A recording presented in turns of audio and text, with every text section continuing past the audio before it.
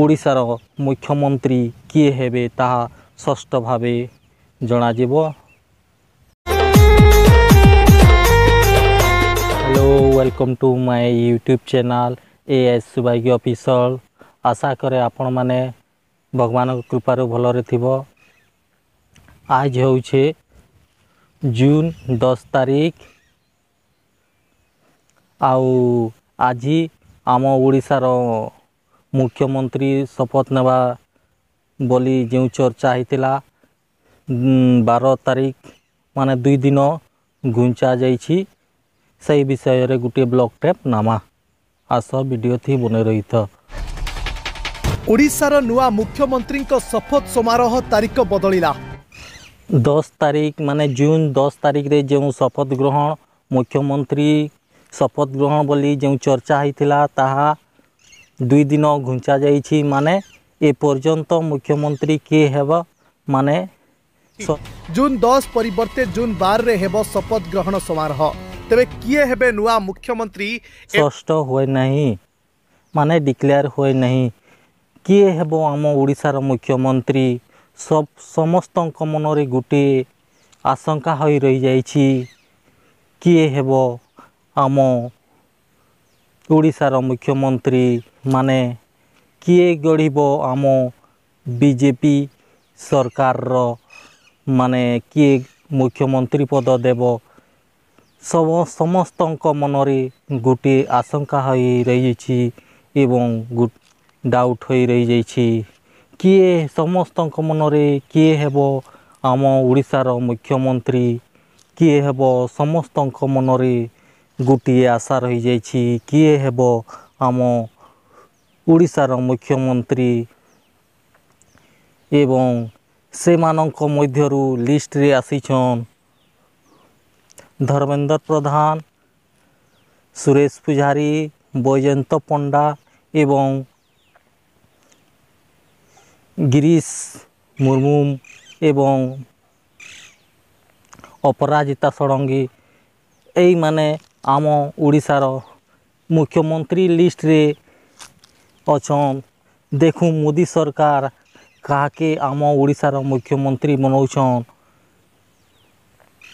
आगामी 12 तारीख दिन आम ओडिशार मुख्यमंत्री भावे किए शपथ नौछन ताहा अपेक्षा करिबा एवं किए कहूछि आम मुख्यमंत्री नवीन पट्टनायक को नहीं एक बड़ योजना करुछि बीजेपी। तबे आसंतु देखिबा ए संपर्कित एक रिपोर्ट। मोदी सरकार माने मोदी आदे ऑफर देबे बोली कहउछन। देखू आम ओडिशार किए होउछि मुख्यमंत्री कहा भाग्य रे अछि आम ओडिशार मुख्यमंत्री सेही विषय रे आम ओडिशावासी समस्त मनरे गोटे आशंका होई रही जाइछि किए हेबो आम ओडिशार मुख्यमंत्री धर्मेंद्र प्रधान ना सुरेश पुजारी ना बैजयंत पंडा गिरीश मुर्मू तथा अपराजिता षडंगी ए मानक मध्यरु किए होउछि माने किए प्रथम लिस्ट रे आसुछि आम ओडिशार मुख्यमंत्री हेबो। बीजेपी रो प्रथम सरकार रे किए हेबो मुख्यमंत्री मंत्री 11 तारीख दिन बैठक हेबो भुवनेश्वर विधानसभा ठारे किए हेबो ताहा डिक्लेयर हेबो आम ओडिशार मुख्यमंत्री 12 तारीख 4:45 मध्यरे शपथ ग्रहण योजना रही भुवनेश्वर तथा नरेंद्र मोदी आसबे एरोप्लेन जुगे एवं राजभवन को जाई तापरे बीजेपी भुवन रे ताहा स्पष्ट भावे जणाजिबो आम ओडिशार मुख्यमंत्री किए हेबो। आम ओडिशार समस्त लोक मानकर गोटे मनरे आशंका होई रही जाइछि किए करिबो आम ଓଡ଼ିଶାର ମୁଖ୍ୟମନ୍ତ୍ରୀ କାହାକୁ କରାଇବ ନରେନ୍ଦ୍ର ମୋଦି ସମସ୍ତଙ୍କ ମନରେ ଗୋଟିଏ ଆଶଙ୍କା ରହିଯାଇଛି। କିଏ ହେବ ସୁରେଶ ପୂଜାରୀ ନା ଧର୍ମେନ୍ଦ୍ର ପ୍ରଧାନ ନା ବୈଜୟନ୍ତ ପଣ୍ଡା ନା ଗିରୀଶ ମୁର୍ମୁ ତଥା ଅପରାଜିତା ଷଡ଼ଙ୍ଗୀ ଏମାନଙ୍କ ମଧ୍ୟରେ କିଏ ହେବ ଆମ ଓଡ଼ିଶାର ମୁଖ୍ୟମନ୍ତ୍ରୀ। ଆସନ୍ତା 12 ତାରିଖ 2 ଦିନ ପରେ ଆମ ଓଡ଼ିଶାର ମୁଖ୍ୟମନ୍ତ୍ରୀ ଶପଥ ନେବେ। ତାହା ସ୍ପଷ୍ଟ ଜଣାଯିବ ଆମ ଓଡ଼ିଶାର କିଏ ହେବ ମୁଖ୍ୟମନ୍ତ୍ରୀ। ନରେନ୍ଦ୍ର ମୋଦି କାହାକୁ ମୁଖ୍ୟମନ୍ତ୍ରୀ ପଦ ଦେଉଛନ୍ତି ତାହା ସ୍ପଷ୍ଟ ଭାବରେ ଜଣାଯିବ। 9 ତାରିଖ ଦିନ ଆମ ଭାରତର ପ୍ରଧାନମନ୍ତ୍ରୀ